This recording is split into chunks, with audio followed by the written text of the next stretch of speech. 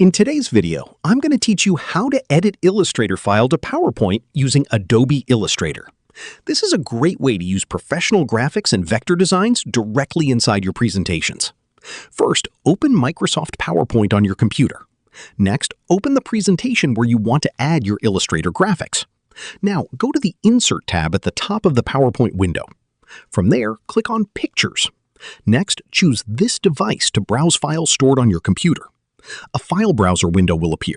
Since we want to import a vector graphic, click on the File Type drop-down menu and select Scalable Vector Graphics, also known as SVG. SVG files work very well in PowerPoint because they can be resized without losing quality. Now, locate the SVG file you exported from Adobe Illustrator. Select the file and click Insert. Your Illustrator graphic will now appear inside your PowerPoint slide. Once imported, you can resize, move, and edit the SVG directly in PowerPoint. You can also customize colors and adjust elements to better match your presentation design.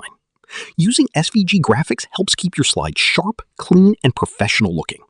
This method is especially useful for logos, icons, infographics, custom illustrations, presentation graphics. And that's it.